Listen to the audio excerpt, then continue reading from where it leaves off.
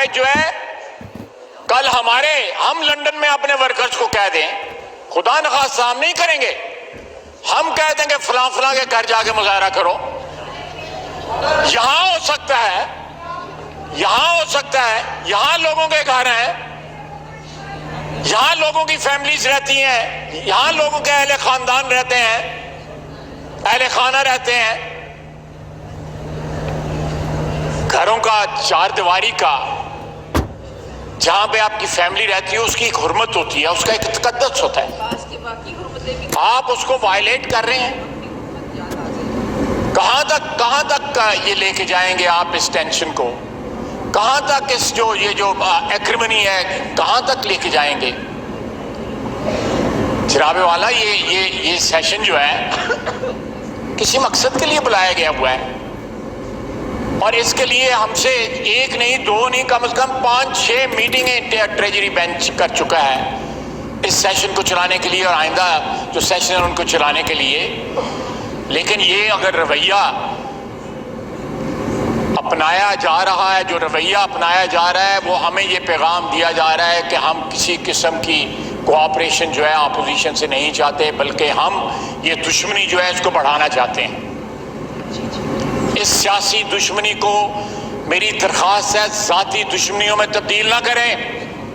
ہم دشمنیاں نبھانا بھی چاہتے ہیں، ہمیں مجبور نہ کریں.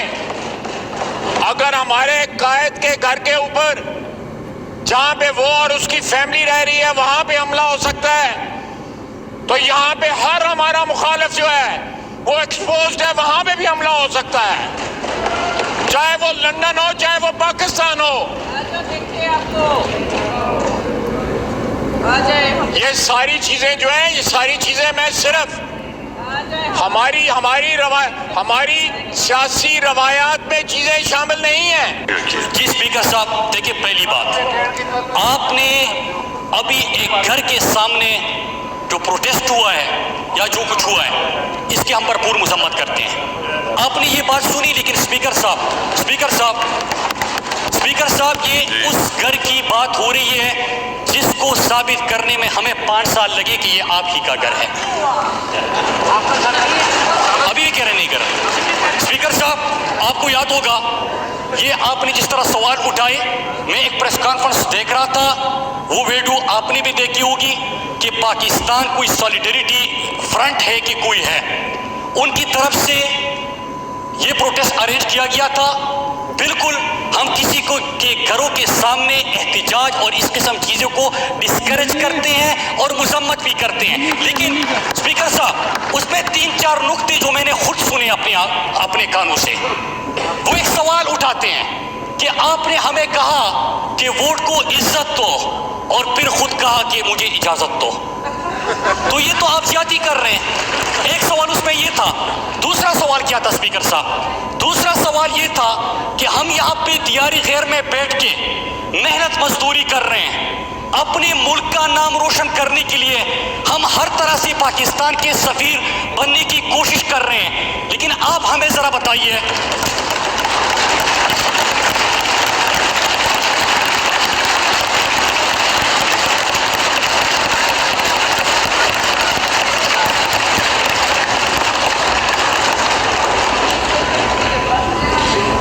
ہمیں ذرا اس سوال کا جواب دیجئے کہ یہ بڑے بڑے محلات جو بنے ہیں یہ پاکستان کا پیسہ تھا اور یہ پاکستان کیسے آ گیا؟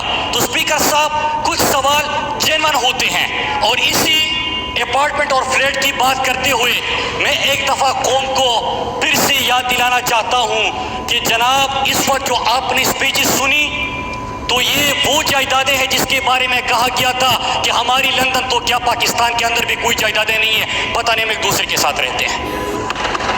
اسپیکر صاحب اب آتے ہیں اصل ایشو کے اوپر. جی اب آتے ہیں اصل ایشو کے اوپر. اسپیکر صاحب یہاں پہ ایک بڑی دھمکیاں دی گئی. ہم آپ سے یہی ایکسپیکٹ تو کرتے ہیں.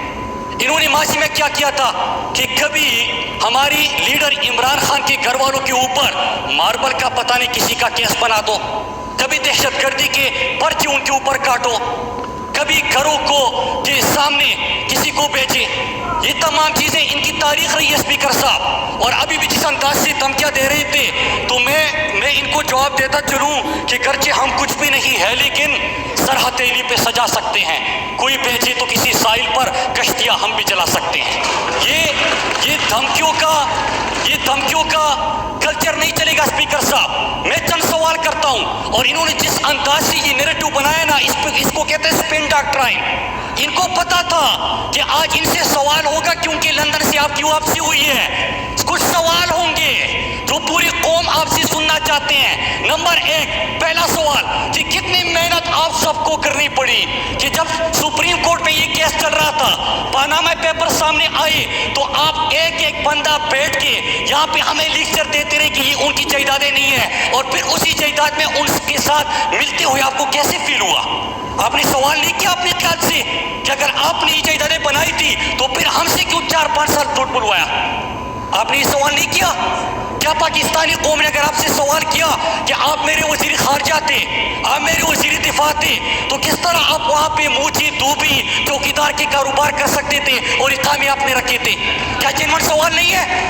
اسپیکر صاحب اگر ان کو 15 لاکھ تک تنخواہ ملتا تھا وہاں پہ تو یہ تو پاکستانی ایوان کا اس نے حلف لیا تھا, اس نے تو وزارت کا حلف لیا تھا, اس نے تو پاکستان کی وزارت دفاع کو چلانا تھا, اس نے تو پاکستان کی وزارت خارجہ کو چلانا تھا.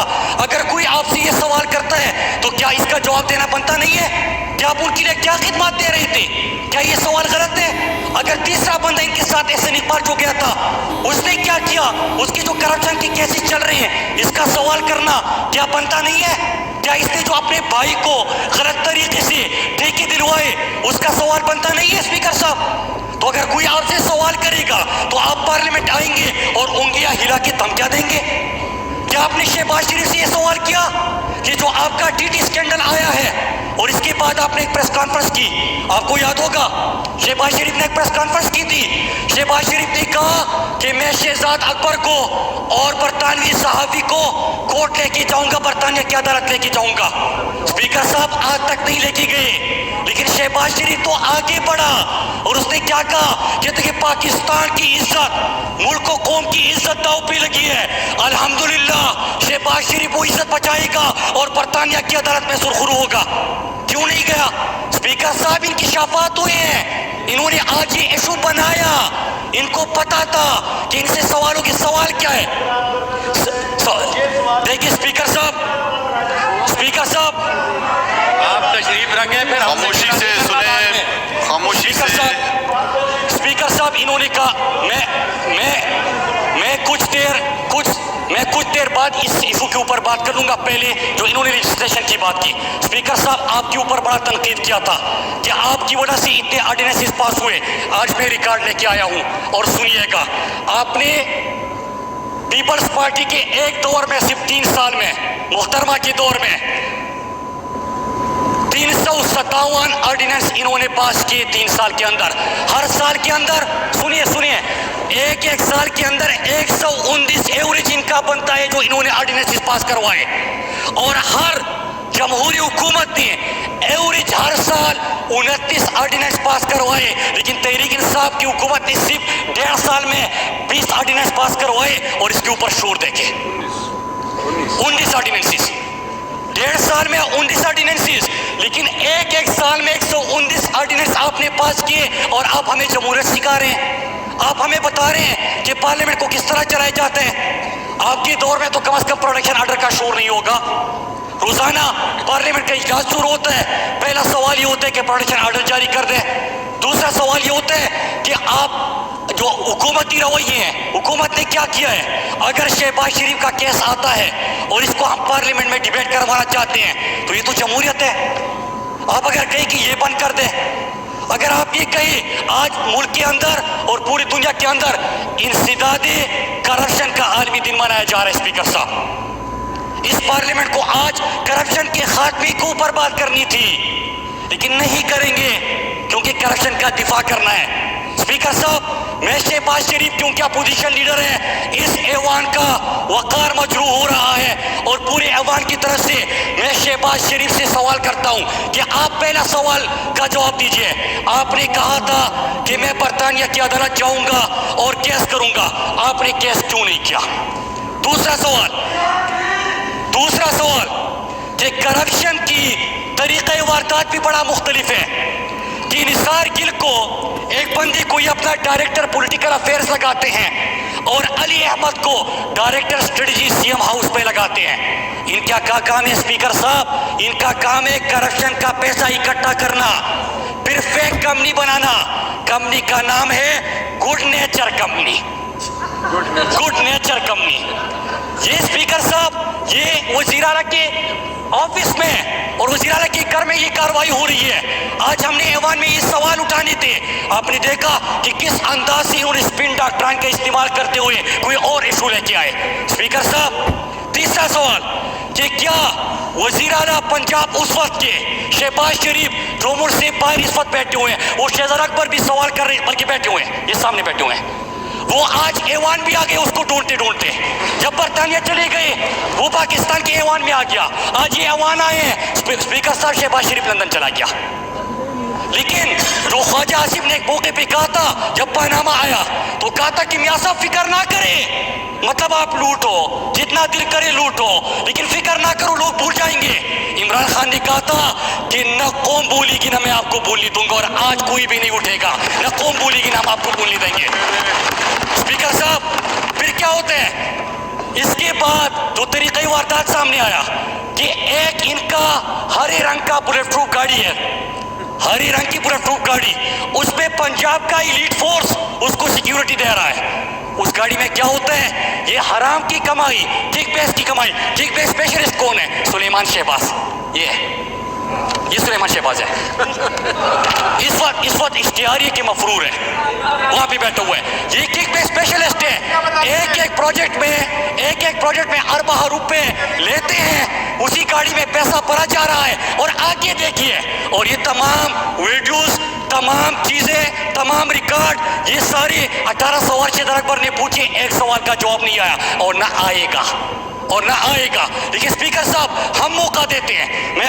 मैं आखिर में मुतालबा करूंगा अपोजिशन लीडर से कि आप आए और इस सवाल के जवाब दें। हम आपको आपके बड़े भाई की तरह मौका देते हैं कि आप स्पीकर के सामने खड़े हो जाए और उनको कहे कि हुजूर ये है वो जरा, फिर बताइए कि आप खुद जिम्मेदार होंगे। स्पीकर साहब, होता क्या है?